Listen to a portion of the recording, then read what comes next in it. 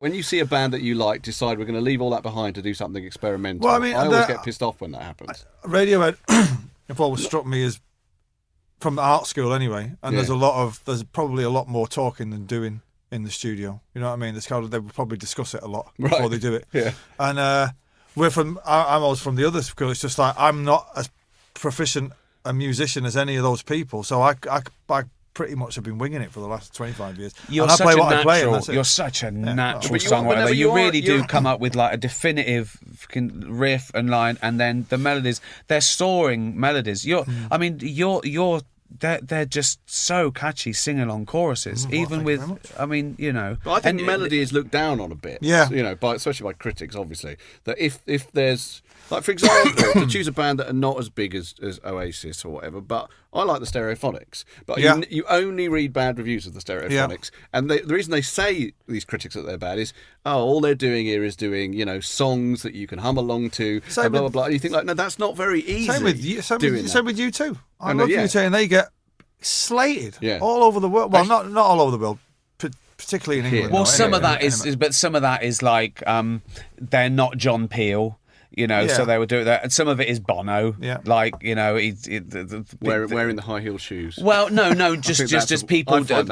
People shoes. Turn against someone's art because of how they think they behave in public, or you know. Yeah, no. But even take a huge band like the Beatles, the myth that went round, like you know, that John Lennon was the genius and Paul. It's just nonsense. Paul McCartney had the tunes. For sure. Or you go down a Beatles thing and you look at the fucking big hitters and they're McCartney's tunes. Yeah, no, totally. And Lennon was a genius, but he was very different. He wrote some good tunes as well. He did. He was great, you know. But McCartney had the greatest tunes. But I think this about Bowie, because I think that Bowie is slightly misunderstood from that point of view, in that obviously Bowie did amazing stuff with the characterizations and the shape-shifting and the clothes and all that stuff, but all of that would be meaningless without the tunes. Well, the day that he died, and you're listening to the radio all day, nobody mentioned the songs. Yeah. It was all about the fashion and this, and he changed androgyny, and he did this, and he coached about. And I'm thinking, well, that's all great. And I went to see the exhibition, and that's all great, and like, it's the shoes and all that kind of thing. But really, at the end of the day, if it's not for